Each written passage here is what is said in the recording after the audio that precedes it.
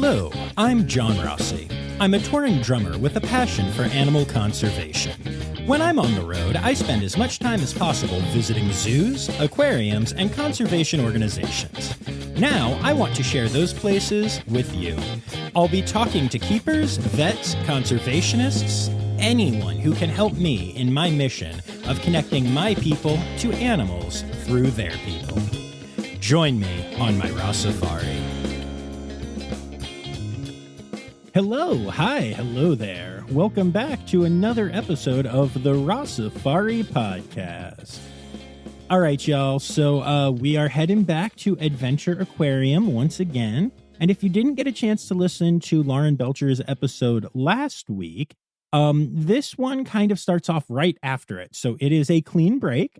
This is a different episode with a very different tone than last week's, eventually.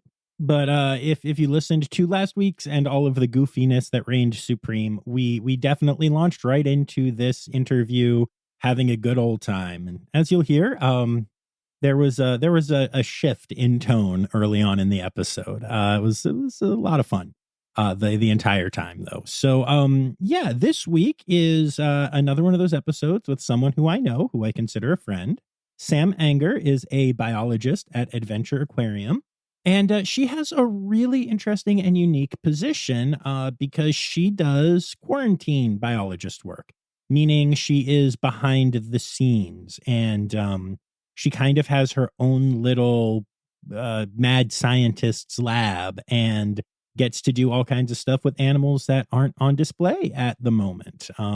So it's a really interesting conversation about her looking at those animals and seeing them rotate and figuring out how to take care of them, and then, seeing what happens to them after the fact. I think it's a really cool, really unique position. And we also talk a lot about leadership and some other stuff. And I don't know, I just really like this one. I like Sam. She's a cool human. So I'm excited for y'all to hear this one. Quick reminder before we get into it to make sure that you are subscribed to the podcast so you don't miss any episodes. Make sure that you are following along on Facebook and Instagram and Twitter and Threads and Blue Sky at Rossifari and at TikTok on Rossifari Pod. And don't forget that you can support the podcast for as little as $3 a month by going to patreon.com/Rossifari. So with all that said, let's get to it. Here is my interview with Sam Ehinger of Adventure Aquarium.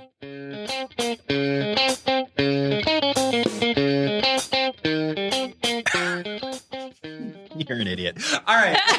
That's fair. So let's start off by you telling me who you are, where we are, and what you do here. Yep. Thanks so much for having me. But I'm Sam Ehinger, and I am at Adventure Aquarium, which is... Wait, that sucked. Hold on. Let me start over. I'm leaving all of this in. I'm so happy right now. So, hi, I'm Sam Ehinger. I'm a biologist at Adventure Aquarium. We're in Camden, New Jersey, right across the river from Philly, which is where I grew up. And I love working here. Nice. That's awesome. I love that. Thank you. And you'll notice, listeners, that now that's 3 people in a row at Adventure Aquarium who, when they said they're in Camden, pointed out that we're across the river from Philly and turned their head away from the microphone. 3 in a row. It's beautiful. It's the best view of Philly. It really is. Yeah. I mean, it's wildly distracting, but in the best way. Yeah. Last time that we recorded episodes here, Lauren stuck me in this little mini office, and I could barely breathe. I could barely see. I was like, knees were hitting the knees of my guests, Yeah.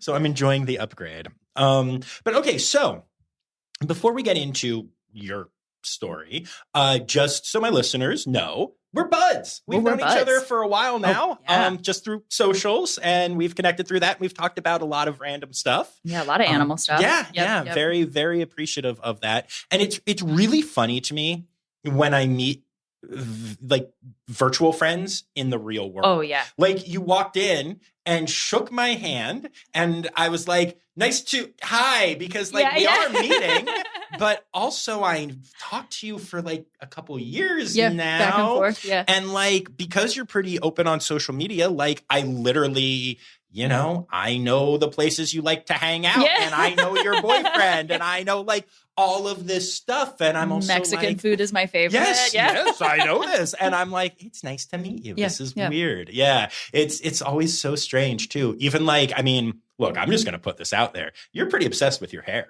Oh yeah. And you came in and your hair was done and you've been playing with it. And like, normally that doesn't distract me, but I'm like, oh, that's her hair. That's my thing. She likes to talk about her hair and her butt. Although we're not going to do that on the podcast. No. I work hard for both. So, yes, good. Yes. It's so interesting though, how like this world that we're in now, you can meet someone and know someone. And like, I would trust you if you sent me a thing, saying, hey, did you see this? Or, hey, this is happening. I would be like, oh yeah, of course. You wouldn't lie to me about this. And I'm not trying to scam you at all. It's so strange, but nice to finally see you. Nice to finally meet you. I think that's the beauty of social media. You can really see the person, see what they want to show and their fun, intimate sides. And then you connect with them over that. Yeah, absolutely. I've gotten a lot of connections over my love for animals. I'm sure you have too. And people will send you the same clip of the red pandas 14 times in a row. And I love it. I don't care. Yep, absolutely. Yeah. Keep sending every it to time me. I'm like, oh, this is adorable. Oh, this is still adorable. Who knew? Yeah. Oh, this video is making its rounds again? Yeah.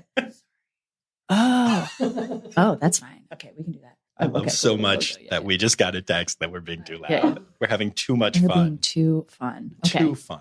Okay, we'll be more conscious. Yes. Don't make me laugh too hard. I have a very loud laugh. I do too. It's a problem. Yes, it's a problem. So you are a Philly person. Yes. And did you always know that you wanted to work with animals? I think so. From a very young age, I was obsessed with going down the shore. Shark Week was, definitely a big factor in trying to figure out what I wanted to do for a living. And then one day I was just like watching these documentaries because that was the main way you could see ocean animals, was on TV. And I was like, wow, I could learn about this for the rest of my life and never get bored. And the thought of being bored in my adulthood with my career, with a job, was that scary that I was like, yeah, okay, I'm going to do this. This is going to be my goal. Nice. And, I went to school in South Carolina. So I went to school at Coastal Carolina University, which was a lovely place, right near the beach. We had this cool research island and everything. And I just kind of learned all the aspects of what I could do with it and where I could go. It wasn't just, TV shows on the water. I was I think I'm in this. Yeah. And then I moved back home when I graduated just as like a normal step. And this was my first job. I got out of school and I've been here for 10 years. That's insane. 10 years. That's amazing. Feels really like a cool. blink of an eye. So how did you start? Like, what was your first role here? So I got hired as a bio aide, which is kind of like our entry level, for lack of a better word, assistants. Mm-hmm. And you're learning how to be a full-time biologist. So you would help out the gallery biologists doing their day-to-day, learning from them, assisting them, and then kind of gathering all your knowledge to be able to run your own gallery. So I did that for a couple of years, made my way up to a bio 1, did that for a couple of years, worked in a lot of galleries here. Like sometimes I'll stop and I'll be like, oh yeah, I used to take care of that. Oh yeah, I had those ones. Yeah. I've gotten to the point where I tell those stories that people don't believe. They're like, we didn't have that, Sam. I'm like, we did. Yeah. And we used to feed it this way. And then I became a bio 2. So now I'm kind of at like the top level of being a biologist without being essentially in management. Mm-hmm. So for me, an incredible achievement. I feel so fortunate, but also like, I work really hard. Yeah. You hustle, right? Yeah, absolutely. And just some of the animals that I've gotten to work with, I never would have imagined working with, let alone even knew existed. Sometimes I even have to Google things. I'm like, what is that called? Like, where's that found? Yeah. Such as, I'll say giant spider crabs. Okay. Yeah. That was like a little bit scary. Yeah. Because I was like, that thing is huge. And what does it do? What does it eat? Is it thinking? Yeah. And then you just kind of fall in love with those animals, those ones that are just so unique and weird and bizarre. And then you search for other ones that you want to work with. That's your thing, right? Like that is your niche, is like weird animals. Things you learn from social media. Yes. Yeah. Oh, yeah. I want every animal to have someone that's obsessed with it and loves it, because I think every animal is worthy of being loved. And I love finding people who are like, oh my God, I love praying mantis. And I'm like, yeah, here's 40 videos of cool praying mantis. My thing would be spiders. Yeah. Yes, I am very aware. Oh yeah. Spiders are the moment right now for me. But I originally started out with sharks, you know, because you see all the scary media driven mania behind being afraid of sharks. And I was like, I'm not afraid of that. That thing is awesome. And I kind of slowly started to be like, I think I'm going to try to educate people on not being afraid of sharks by just being a normal person about it. Yeah. And answering questions and being like, listen, if I'm not going to get bitten, you're not going to get bitten, because my chances are higher, in air quotes, than yours. Yeah. Right. No, that makes a lot of sense. Very cool. What area are you working over now? Like what string, I guess, would be the term? Gallery, I guess. Yeah. Okay. Yeah. Area would probably be fine too. Yeah. I am in charge right now of our quarantine building. Oh, that's cool. Yes. That's fun. I was a cool, level to reach. Was just being like, all right, we trust you enough that we're going to put you in charge of the vulnerable, the quarantine, the new, and kind of let you do your thing. You know, we have a lot of protocols in place. So I've had to learn to get up to that level. But then from there, it's just knowing a lot about the fish and what's coming in.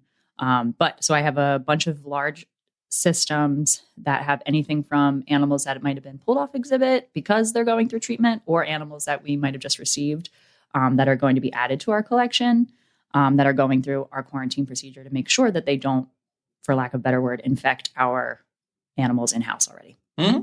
Yeah, no, that makes a lot of sense. It's a lot. That's really cool. A lot of feedings, a lot of watching. Yeah. And I guess a constantly rotating cast of characters. Yeah. Again, always finding new fish that I'm like, what is that? What is the purpose of that? And then, or finding right now I take care of the cutest little bird wrasse. And every morning I wish you could see the wiggle that it does to say, in my mind, it says good morning, even though I know it's like, feed me, yeah. That just delights me. Nice. And who would have thought this 3-inch bird wrasse would be the highlight of my morning as I'm sipping my morning coffee and doing rounds. That's really cool. Yeah, no, I love that. I judge slightly that your morning coffee is Dunkin', but that's okay. It's fine. I will accept that judgment. Just, you know what? You don't have to drink it.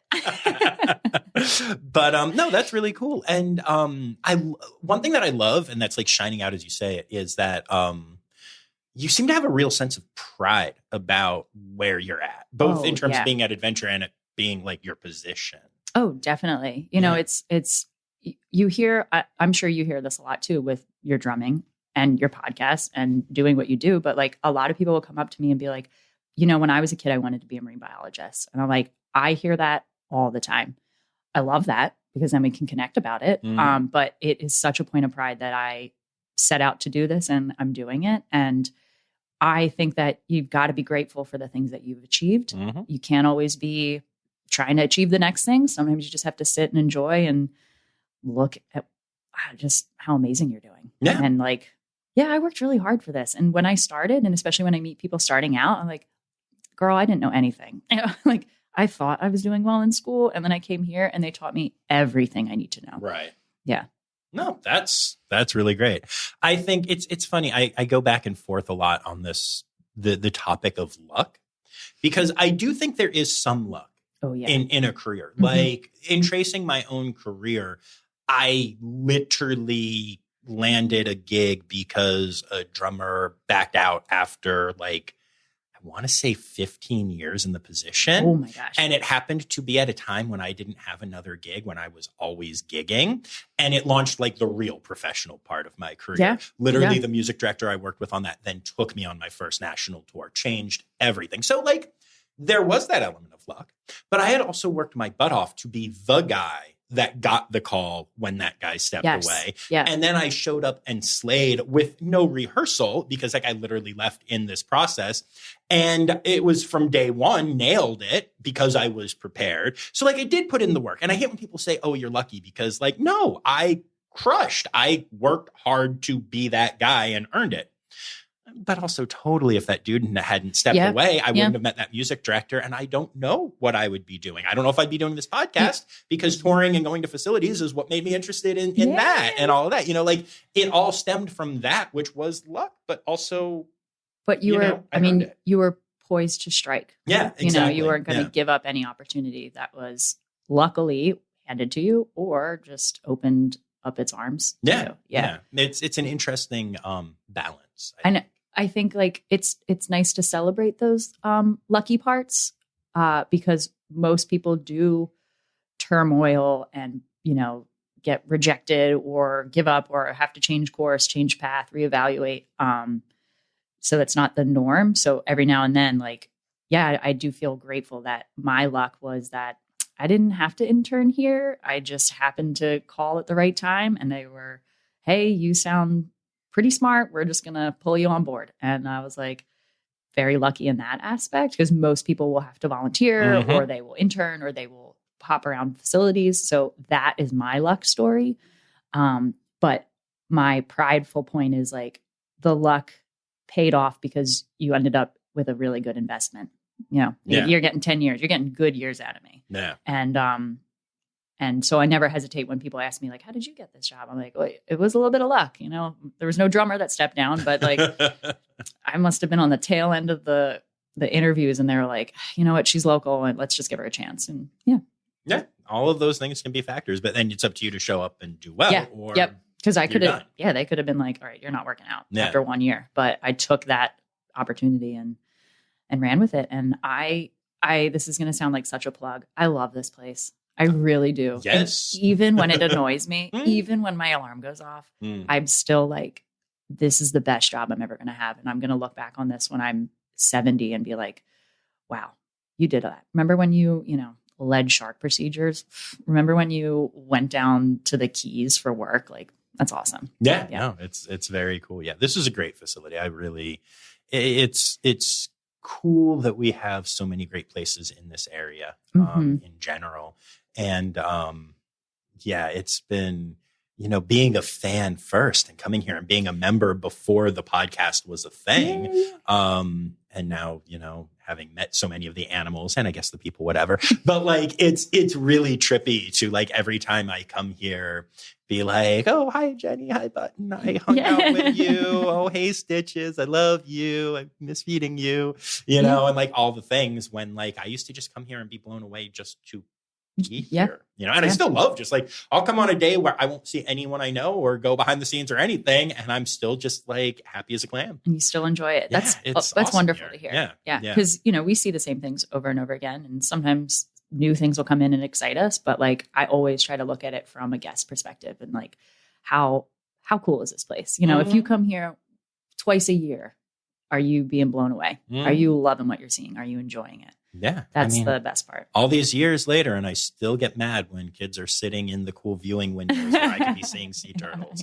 I get it. They're cool photo ops, but come on, people. I want to look at turtles. Oh, yeah. I love that. I love when parents apologize for their kid running into me, even though I fully know, like, I know that kid's so excited to be here because I would be excited to be here. And there's no spatial boundaries when that happens. I'm just running to see the next thing. Yeah.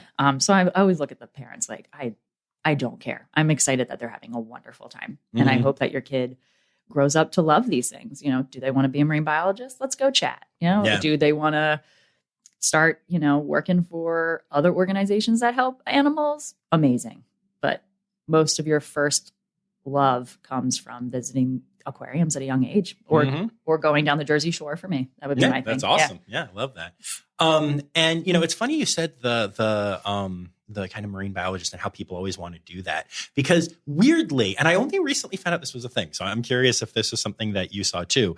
But weirdly, we had career day in middle school and for 3 years in a row, we had a marine biologist there. Yeah. And I think half of our class wanted to be marine biologists. And I always thought it was just some weird thing that, okay, a marine biologist clearly was like the parent of one of the kids at the school or had some connection. That'll be me someday. Yeah. But I saw a thing online recently that was like, if you grew up in this era,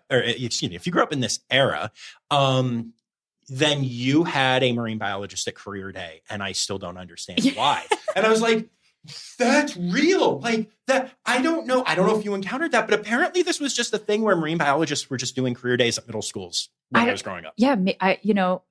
I'm trying to think like what would have been the funny TV show at the time that would have made everybody into it. Like when Jurassic Park came out, everybody wanted to be a paleontologist, right? Yeah. But yeah, or maybe the career days, they were just like, all right, we're done with like the lawyers. Like we know what a lawyer is. There's 7 Law and Order shows, even though they're amazing. Yeah. Let's bring in something else. And yeah. Yeah, it was just so weird. I always thought it was like this weird thing at like Mechanicsburg High School. And then I saw this post and it was like, the whole world was just learning about marine biology in middle school. Oh, that's okay. That's my favorite thing about social media is finding that little connection that connects every single person born your year, or every single person that's ever ordered French fries feels this way. Yeah. I'm trying to think. I don't think I had a marine biologist, but we did have in my high school a marine biology class. Whoa, nice. And I went to North Penn, which is a big suburb school out here in Pennsylvania.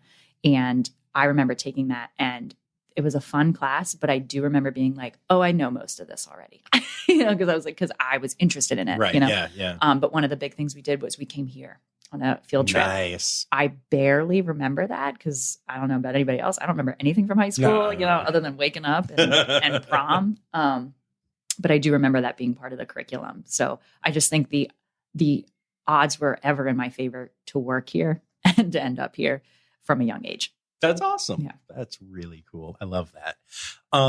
So yeah, I know whenever I play venues that like I went to concerts at as a kid, I was like, oh, this is so cool. This feels special. Yeah. I don't think I told this story on the podcast, but just a quick kind of funny story. So the first time that I played the Kirby Center in Wilkes-Barre, that is where my whole family is from. Oh. Okay. And it's like the touring house up there. And I called my grandfather and he was a very nice, very supportive man, but also, didn't fully understand the drumming career. Yeah. And I was like, yo, Poppy, check this out. I'm playing the Kirby. Right now, you have to understand when I was like a teenager and was like hesitant to spend a weekend visiting my grandparents instead of hanging out with friends and stuff. One of the ways that they got me to visit was whenever there was an artist I liked at the Kirby, they would buy me tickets. It was like straight up bribery. It was brilliant. Oh my God. I saw amazing concerts and now I'm playing this thing. Wow. Right. So like to me, this is a big deal. So I'm like, Poppy, you're not going to believe this, but I'm playing the Kirby. Y'all are going to come see me play the Kirby. And truly innocently, truly just curiously, he was like, oh, that's cool. Like, that's a weird reaction. And he goes, are you going to like in the lobby before like one of the shows? Like sometimes I know they hire like local bands and stuff. And I was like, no, I'll be on the stage. And then he got really excited and kind of understood it more. But like, yeah. But yeah, those moments are always just cool. Like to go from a field trip to now being the person talking to the kids and watching most of their eyes glaze over, but then catching that one. that looks a little like, more excited. Oh, tell me more. Or that one that where you see the light bulb connect or the light bulb turn on. You're like, oh yeah. No, that's wonderful because you'll always be able to cherish that moment. Like that's your special moment. I love hearing about those things. I'll say one of my special moments was, about our shark and ray encounter here. So when it first came out, my sister, who's 7 years older than me, won it on a radio contest, right? Called in early in the morning and she won it. So she got to do it when it first opened up. So I can't even picture, like, I don't even know if Google was around for me to even picture what this adventure was, but she was like, I got in the water with sharks. I was like, I'm doing that. But I was 14, so I was like, okay, when I turn 18, my mom promised that we would do it. I never ended up doing it because I went away to college and, continued with my life. And now I do it every single Saturday and I get paid to do it. Like that wasn't even part of the plan. The part of the plan was for me to enjoy that. And now I'm like, oh, wow. Yeah. I do this every Saturday for 10 years. Yeah. Oh, yeah. Isn't that awesome? The music that I tour is music that I grew up listening to. Oh, yeah. Like it's music that I literally love playing and love sharing. And like, I just wanted to be a drummer. I would go play for a band that I hate if it meant that I could be a touring drummer. Yeah. And instead I do what I love growing up. And it's very, very trippy to realize sometimes. It's possible. Like, that's the best part. It's possible. And it's possible to show people that you can do that. Mm-hmm. Yeah, absolutely. Yeah. Very cool. So let's talk about some of the animals that you're currently taking care of. Okay. Yeah. So what do we got? So I told you about the bird wrasse, which I think is so adorable. It's really fun to see these like, for lack of a better word, ornamental fish come in, you know, because like they're just like your normal reef, beautiful Indo-Pacific fish that you see when you watch those documentaries, you know. But to see them develop these like little personalities, like who would have thought a fish, you know, smaller than my hand would be, okay, that one hides a lot. So I know that that one, you know, is going to be in the corner and I got to wait for it to come out and warm up to me in the morning. So I love that aspect of those fish that I take care of. And then right now I have a couple of really awesome juvenile baby stingrays, I guess baby stingrays that were born here. So they're still growing up, you know, they're significantly smaller than any stingray we have out in the public. But like, what? Are you kidding me? Babies? Like everybody loves babies. Yeah. So right now I take care of a couple of those. So feeding them, getting to know their habits and patterns and making sure that they grow up to be a cute, successful stingray, you know, is probably the highlight of my day. What else do I take care of? I have one of our juvenile brown sharks out in our huge quarantine building. So I'm going to say facility and building. I'm kind of going to go back and forth, but it's just a building right, kind of like on campus, but it's outside of the public space that you would see. So I kind of feel like it's my own little office, my own little world. It's a little messy, so no offense, Lauren. You know, I am more of a messy keeper or messy biologist than a normal person. But I have a juvenile brown shark out there that was also born in-house, and it's cool to see that thing grow because like I swim with its mom all the time or dive with its mom all the time. That's you know, awesome. So I always like to circle back and remember what animals I wanted to originally work with, and that was sharks. Mm-hmm. So being able to do this full circle and work with these sharks and rays is incredible. Yeah. I'm trying to think what else do I have. I have the Goliath grouper that we got from Mississippi Aquarium. I think so.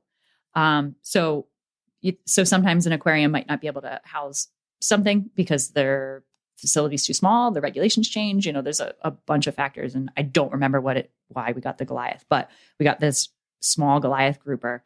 And he's called Mr. T, and he lives in a trash can, which sounds terrible, but it's a clean trash can made to be a piece of, you know, refuge for him. So we call him Mr. T, and he just looks like this grumpy old man, but he's a teenage Goliath grouper, and he'll get to be a couple 100 pounds. That's awesome. Even if I don't see him or her, I'm not sure. Even if I don't see it get put on exhibit, because say, you know, it's a couple of years, maybe I've moved on from here, maybe I've in another position or gallery. But if I get to come back and see that thing on exhibit with my kids or my friends or something, like that's the best part. That's really cool. Yeah. Pointing at something and being like, I put that in there. Yeah. And like sometimes I'll whisper behind people. I'll be like, yeah, I just fed that. Like I put that in there. And some people are receptive and other people will be like, I don't care. Yep. And I'm like, that's fine. Enjoy your day. I'm sorry. I didn't mean to. But yeah. So the quarantine is kind of cool because you really do see the whole full circle of getting fish or new fish and introducing them to the collection we have. Yeah, that's really cool. Is it hard not being able to build a connection like as long-term with the animals as you did previously? I thought it was going to be because I've definitely worked in a lot of different galleries where I felt really big connections with the animals. Mm-hmm. Like I worked with the octopuses for years, and that was the best. That was the surprise of a lifetime that I will talk about for the rest of my life. And I built strong connections with them, but it's also just like understanding that these things are moving on to something else, you know, like they're going to their ultimate goal, which would be on exhibit for everybody to enjoy, not just for me to enjoy. So I like that. That's like a point of pride. For me, it'd be like sending your kids to college. Like, it's like, oh, go ahead, go be productive. Like I helped get you there, you know, and then just, yeah, I don't feel like I really cry anymore about it. No, I've never cried about it. No, it's like, I thought it would be a lot harder than it is, but for me, it's just a point of pride. That makes sense, especially since they're still like here. Yeah, they're still here. You know, yeah, I assume that like SSP transfers and stuff are harder, although also, you know, they're from a good place and you know that. But, yeah, I think it probably gets a little bit easier, but I haven't had to do any of those, so I can't speak to that. Nice. And I'm trying to think. I feel like we've sent a couple animals here to other exhibits and I've gotten to see them in those other exhibits. And that is awesome. You're like, again, I'm whispering behind people and, wherever they're at, like, yeah, I put that there. And they're like, who are you? Weirdo, like, go away. I'm from Camden, which is across the river from Philly. And they'll be like, I still don't care. Please. Yeah, no. Yeah. No, I'm amazed. I spend so much time at zoos and aquariums and I'll, I know a lot of the animals and I will talk about a lot of the animals and all the things. And yeah, I'll hear a guest say something and I'll just be like, oh, actually that's a male, or, oh, nope, that's actually full grown, or whatever the thing is. And sometimes they're like, oh, cool. What else? And it's named this, blah. And then other times they're like, no, honey, this is a baby panda. Yeah. And they walk away and I'm like, okay. No, it's big. Oh, I'm going to put my headphones in. I'm glad they're noise canceling. I stopped correcting people when it comes to venomous versus poisonous, because it just got to the point where I was like, I don't care. Like I was like, I understand what you're meaning, and I'm not trying to teach you anything. This isn't a lecture. There's no quiz later. Yeah. The only thing I would say would be like, if you asked me like, how does this post look? I'd be like, it's actually venomous, not poisonous. Right. Yeah. No, that makes sense. Because it's just, of course, Lauren, you have the actual route. Yeah. But like it happened the other night. I was like chatting with my boyfriend and my roommate, and they were like both in agreement that something was poisonous. And they were like, yeah, like, right. Like that snake. And that they looked at me and I was like, no, it's venomous. I just didn't want to correct you because at this point it doesn't matter. Yeah. Yeah. Like, unless you're going on like a TV show to be scientific, like it's fine. Yeah. Right. But it is funny to hear what people think animals are. I'm sure you see it all the time. Oh yeah. It's always entertaining. I always like to say, I don't go to zoos and aquariums with other people too often. They're very much my happy space. So I have to like really know you and like you and trust you. Like I'll be on tour and people will be like, what are you doing today? And I'll lie, because what I don't want to say is I'm going to the zoo and then have them say, oh, I'll come. Oh, let me come with you. And then spend the entire time not understanding animals and asking me, well, why is this okay or whatever? Or even just like, I don't know, they're just my happy place. Yeah. If I take you to a zoo or aquarium, I like you. Yeah. But the other reason why is because I can put in my noise canceling headphones and just not hear as much. Yeah. It helps. Although it's harder to do that here because the music that plays at the aquarium slaps. Yeah. I mean, come on, the soundtrack up top is so good. I get so annoyed during the holiday season when it's not just the normal like Adventure Aquarium theme. It's so tuned out to me sometimes. But every now and then I'll catch myself bobbing or walking to the beat. But I will say this, I love engaging with children about animals because I think they come from a point of being like so excited to learn, that when I would correct a child because I'd be like, I want you to sound like the smartest person in the room. That's awesome. Yeah. I like sharing info. I just don't like my big issue. And this is why I stopped teaching drum lessons years ago for the same reason.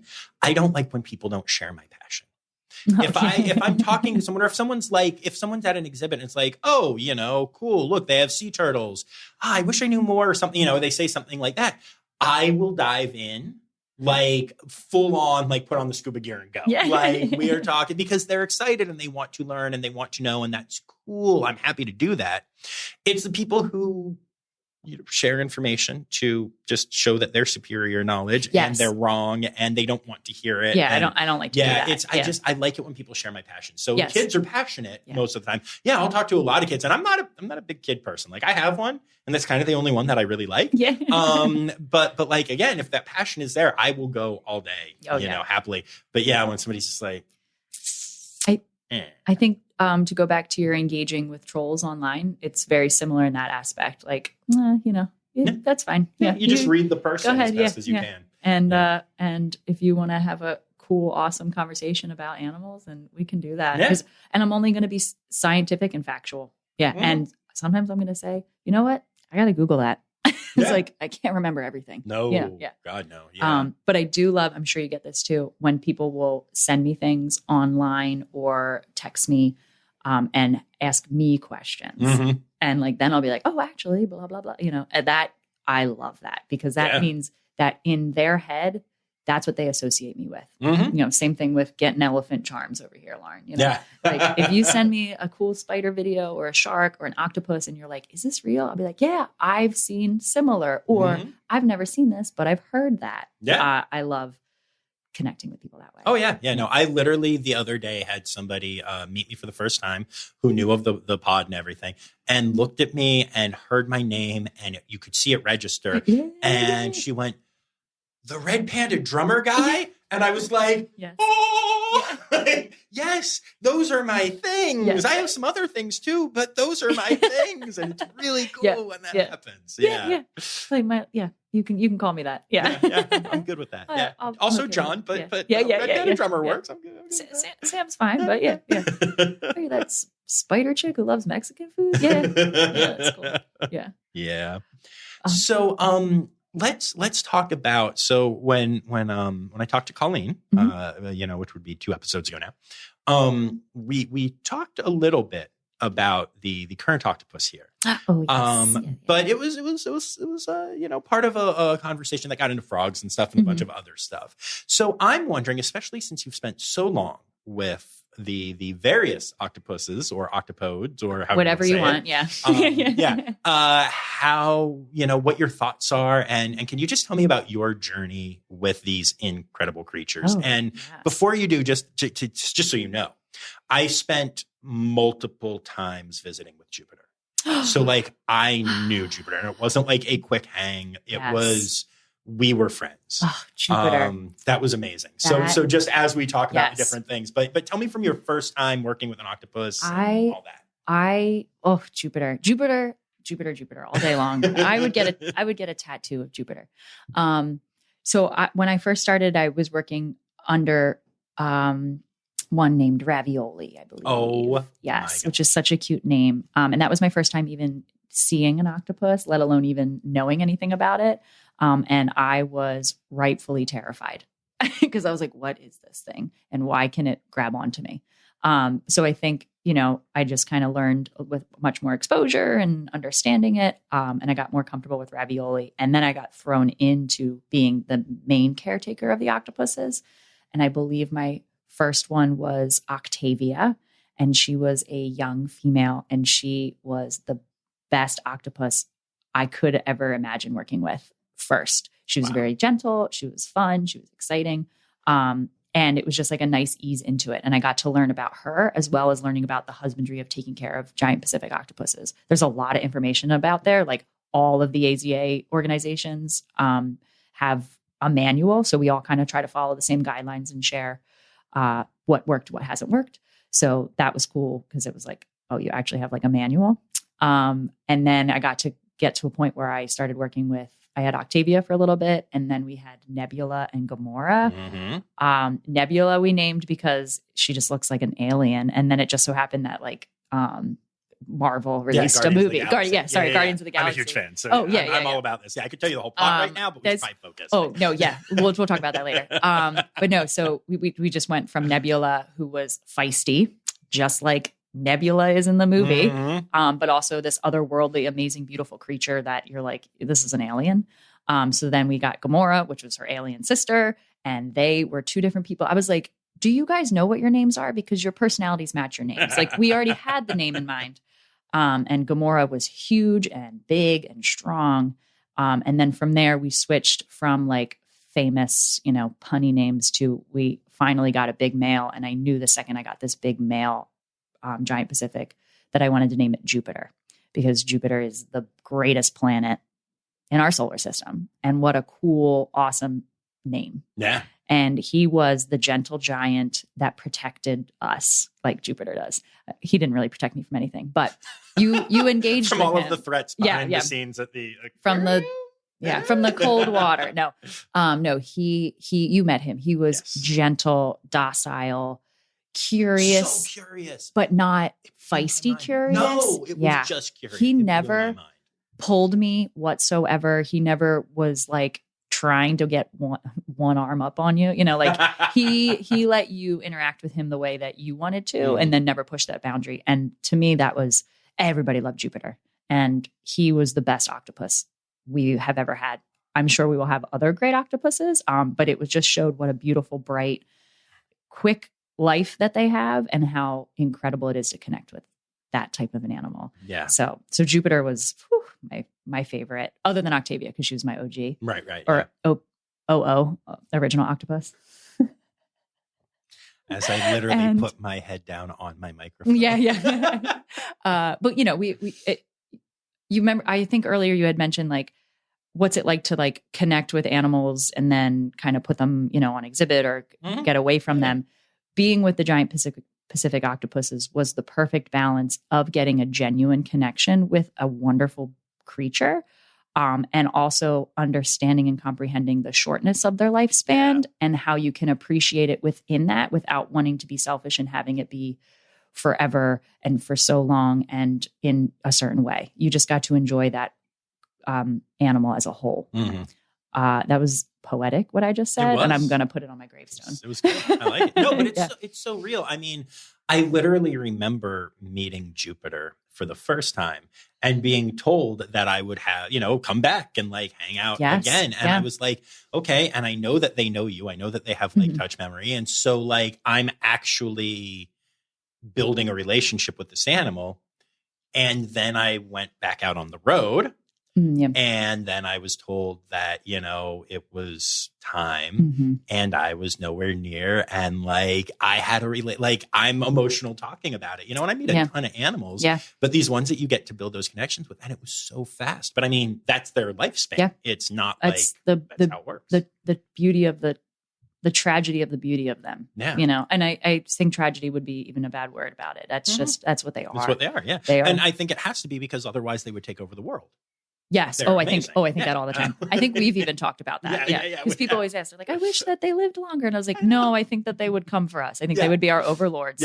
Which I would be okay with. I mean, we couldn't do any worse than our current overlords. Oh my God. It would just be a lot of eating all the time. Yes. No, which who doesn't like doing that? No, I think a lot of people had a special connection with Jupiter. And I think the other octopuses that we have had, kind of were at a disadvantage because we were closed, during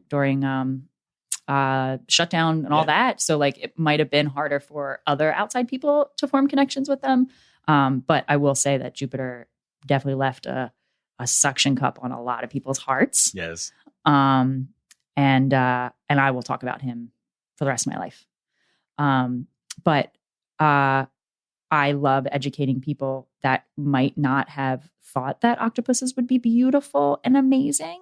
And how many people have reached out and now send me videos about octopuses, or like I have, an octopus jewelry catcher and nice.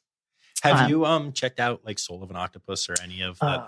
I read that like 3 times. Yeah. Actually, that was really hard to read after I lost my first octopus. It was the end of her life. I know what you mean. But I know what you mean. That was very emotional and beautifully written. And I have like 2 copies of it. Nice. I think I get it once every 5 years for Christmas kind of thing. And you know what? Sense. It's a book. I'll take as many books. Yeah. But that was so deep and so well written. Yeah. That I was like, oh, okay. So I'm not the only weirdo that is in love with octopuses. Yeah. Very cool. So Charlie. Yes. So fast forward. So Jupiter, I took care of Jupiter for a while and then we switched galleries like we do. And Kim ended up taking over, and Kim is wonderful. And she really got like Jupiter to do some really cool things, And so I didn't get to connect with Charlie when Charlie came in because I was off doing something else. But Charlie is funny and totally different than Jupiter. And like, I love that someone was able to experience taking care of Jupiter and then being like, okay, now I have this octopus that's totally different. Right. And I have to adjust what I'm doing and figure out what works well for Charlie. I love that we don't know if Charlie is a boy or a girl, because to me, I'm like, okay, I've worked with a lot of octopuses. Let me guess. And I have a guess in my mind. Sometimes I say it out loud. Can you say what it is? Saying that it's just a guess, saying that we don't know. I think it is a female. Okay. Because of the way she uses that third arm. Most males would protect it. Okay. Jupiter started throwing his third arm around at the end of his life cycle when he was like, this is fine. But at first, I never really saw it. Interesting. Yeah. So it'll be cool to see, when when Charlie passes, whether or not it's a male or a female. Right. Because like I'll be like, do I really know octopuses, or am I just like guessing? Yeah, that's really interesting. So we'll see. But yeah, so Charlie is wonderful, beautiful, just like most octopuses. But doesn't know me that well. And it is funny to see because I'm like, well, I know who you are. And he's like, but I don't know who you are that well. Jupiter always lit up when I came back. Right. But so the good thing about whoever takes care of the octopus, it's always like an open invite to be like, go bond. If you want to do that, go socially interact, because it's enriching for the octopus. Mm-hmm. And sometimes you're like, I've had a really hard day. Can I just go? And you're like, yeah, definitely. Yeah. Or like, my cute new boyfriend's in town. Can we go show him that? Yeah. Or this weird podcast guy's here. Can we impress him? Yeah. It works. I'm very impressed. If Jason Kelsey wants to meet the octopus, he can come anytime. That would be my only celebrity I would stop everything for. That's fair. Yeah. That's fair. Yeah. You're definitely a big Eagles fan. Yes. I'm aware. Oh, I'm so excited. Yes. That's awesome. I am a Ravens fan. Oh, so, that's not bad. Because I was like near Baltimore growing up. Mm-hmm. So like, yeah, but it's hard to be here and not at least appreciate the Eagles. Yes. And, thank you. Like when Jalen signed his big contract, I was like, cool. And now hopefully Lamar will do so. And then he did. So like we're getting places. I went to a Ravens game this year. Nice. Yeah. Very cool. Ravens Broncos. Nice. So yeah, it was cool. The stadium was fun. It was like a great stadium. And the area of Baltimore we were in was a lot of fun. Mm-hmm. Yeah. It was cool. Yeah. I mean, we got an aquarium right there too. Yes. Just saying, but yeah, that's cool. So, we were talking about your love of unlovable creatures. Oh, yes. And I think that brings us to an interesting topic, which is you're actually dating someone here. I'm dating a very lovable creature. But yeah. And I think this is something that I always like to talk about on the podcast when it's a thing, because, you are either very in love or very good at faking it on social media. I know. I feel like I've never met Matt, but I feel like I know him. I don't have to like look up his name. I know the guy. Yeah. I've seen him shirtless more times than I've seen myself shirtless. Because we go to the beach a lot. But I'm curious what it's like working with someone and then also being partnered with that person, living with them, and especially in a job. Now I know that he is on the other side of things, more guest facing, you would say, but at a job where there is compassion fatigue. And if there's one thing I've learned in this interview process of the last couple of years, it's that even everybody from gift shop to janitorial, everybody has a connection to the animals when they work at a facility. Oh, yes. It's insane. Yeah. So like, what is that like for you two? And how have you found ways to make it work? Oh, I think we're going to publish a book about how we made it work, because it works so well. But no, he started working here. A little backstory. He started working here because he wanted to work here. He loved working here.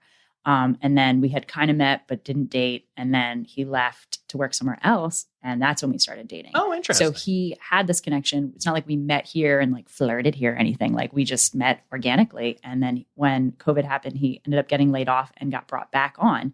To me, that was one of the most attractive things, was that you can just get your job back from a place you left.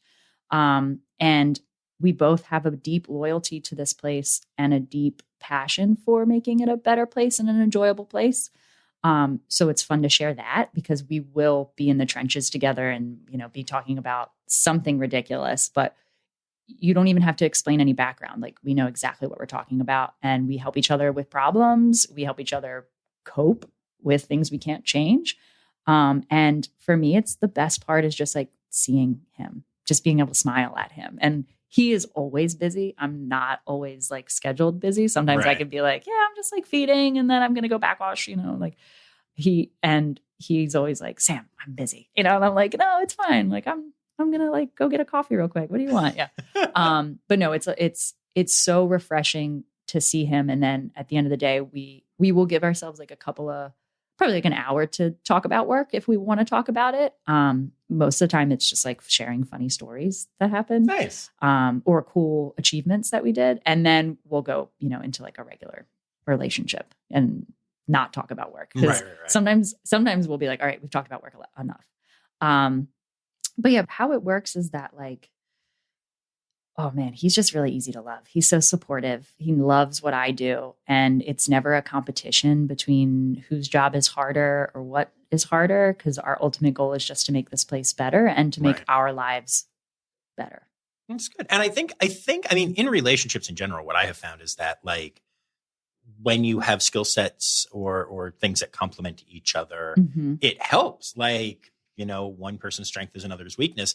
And I'm not saying that it's a strength and weakness thing here, but when you think of the aquarium as a whole, you wouldn't have your job if there weren't guest services people doing the things. And he wouldn't have his job if y'all weren't keeping the animals alive. Both would be pretty bad for a lot of reasons. It also, and it's kind of similar, I guess. It allows for better communication within the department too, because you have that compassionate side that like, this person isn't just my coworker. I do have a deeper relationship with him or whoever it is. And like, I have to understand that their frustrations are valid and our frustrations are valid. And the ultimate goal is to make this an enjoyable workplace.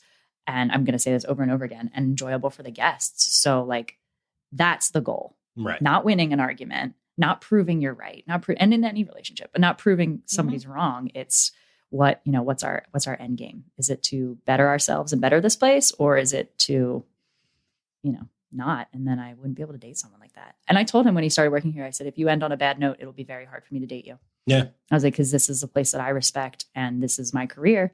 And if you don't pay my bills, no. But seriously, this place, this is my home. Yeah. I'm here a lot. But yeah, I talk about this a lot. I think it's opened up a good amount of communication and empathy within departments. And like even Lauren works on our social media team. And I know sometimes we'll be like, oh God, I don't know how I would say that. But we know Lauren is coming from the best place possible. And she will ask us if she is having a hard time articulating what she wants to say in a smart way and in an engaging way. And it really creates this well-working team, well-oiled team. Yes. Don't make me cry or anything like that. We talked about it. We talked about it actually in Lauren's episode, but like, that's one thing that I literally notice when I'm here. Even before the interviews and stuff, it's that it's everyone's connected. And I gave her an example, but like, I've literally had people start following me and reach out and be like, hey, I work at Adventure and I talk to Sam, or I talk to, different other people who I know through here now. And like, they told me about you. They told me about your podcast. I'm listening. Thanks for doing whatever. And I'm like, these people really interact with each other. It's not like that at a lot of facilities. It might be like on a small team, but I rarely will have the experience of like an elephant keeper being like, oh, the red panda keeper told me about you. Now I'm excited, but here it's happened like an inordinate amount of times, which is cool and means the team is connected. Yeah. I mean, I'm trying to think, like, I've definitely seen that at other facilities where I'm like, what do you mean you're not best friends with somebody on ticketing or something? And I hate to talk about like company culture because I feel like that's just like a word people throw out in order to sound good. But like, we do have a good company culture here that we try to cultivate. We also have a lot of people who leave and come back. That's like really interesting. If I wanted to pursue other opportunities, one of the biggest compliments and points of pride for me would be if I did that willingly in a good note. And if it didn't work out, or if something else opened up and they wanted me back, I would love it if they hired me back. I would feel so proud. Right. Yeah. No, that makes sense. Just like Matt did, Yeah, that is cool. He was like, hey, I need a job. And they were like, yeah, come here. And then, and now he's a supervisor. Even though he is a supervisor, I still make fun of him because he's not technically above me. Even though I'm pretty sure he is. But I'm like, listen, you're not above me. No. We always laugh. So I'm like, you've been here for how long? I've been here for 10 years. Yeah.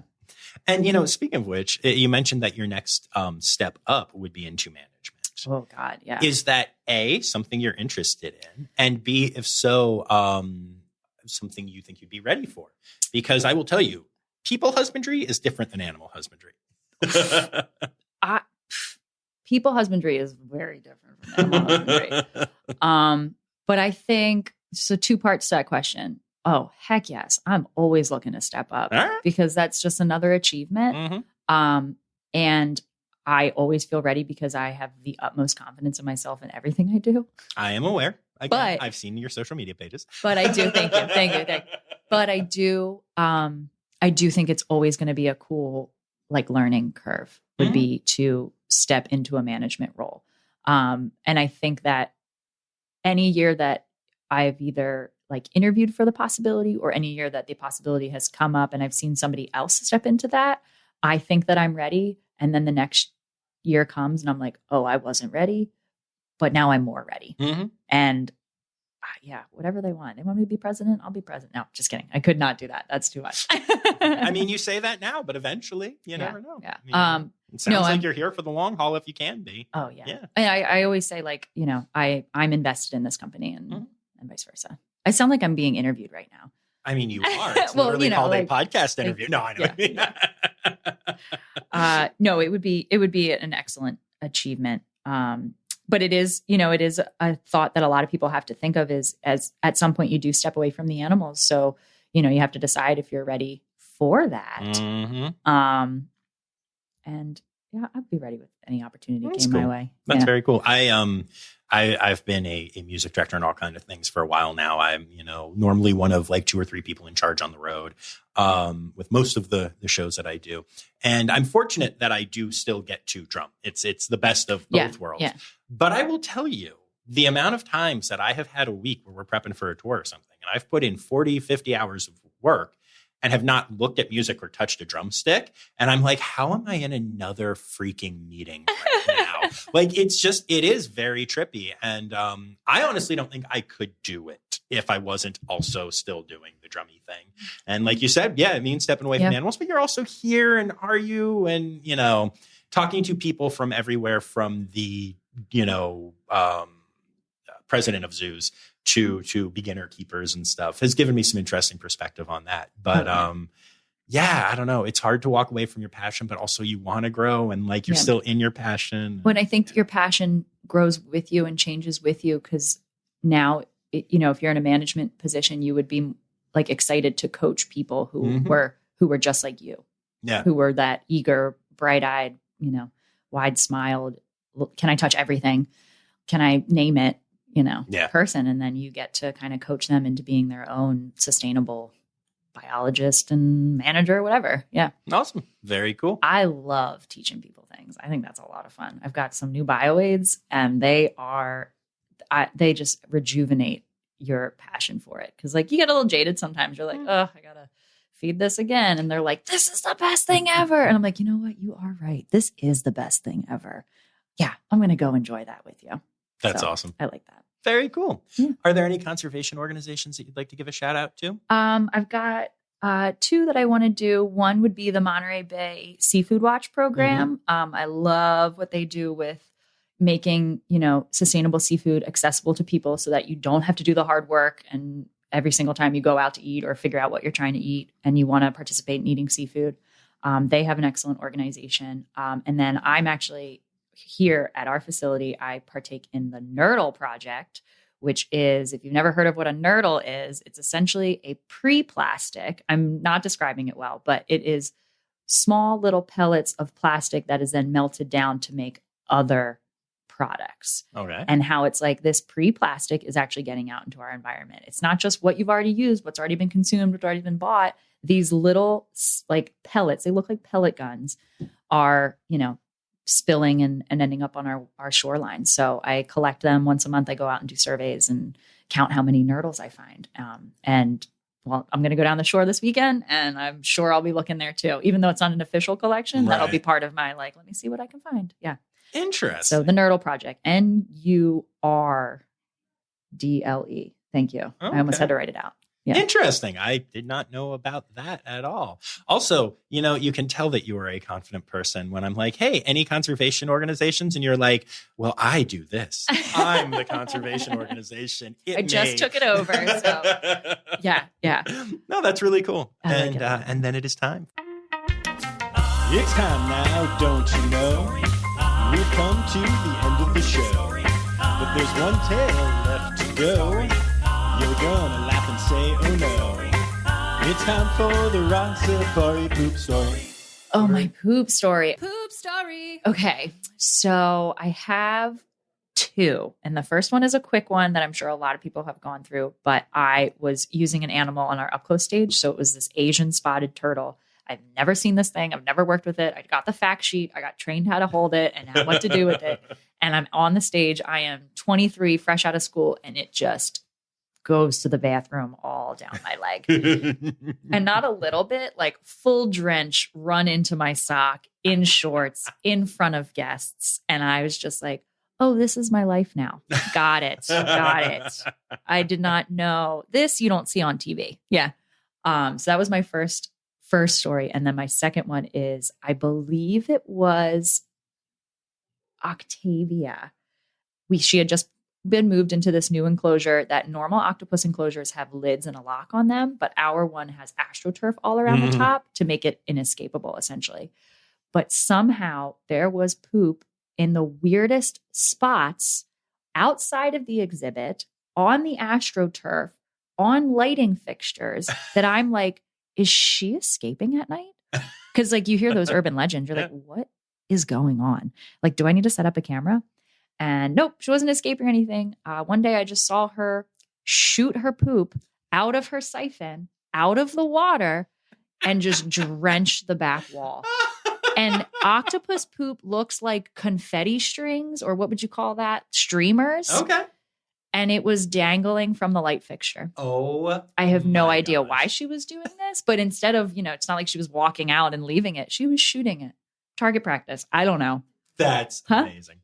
She's keeping it clean. Yeah, she doesn't want that in her house. And I'm like, That's thank God I've amazing. never been in the splash zone before, Yeah. because that would be so embarrassing. Yeah.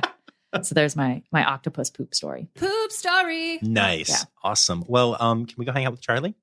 Yes. Yeah. Awesome. Let's do that. Let's do yeah. it. Cool, Thanks. cool.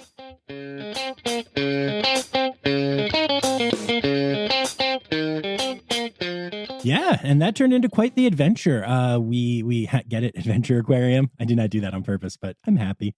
Yeah, we went and we hung out with Charlie the octopus, and because of that amputation, not quite sure if Charlie is male or female, but Charlie is all kinds of awesome. I can tell you that much.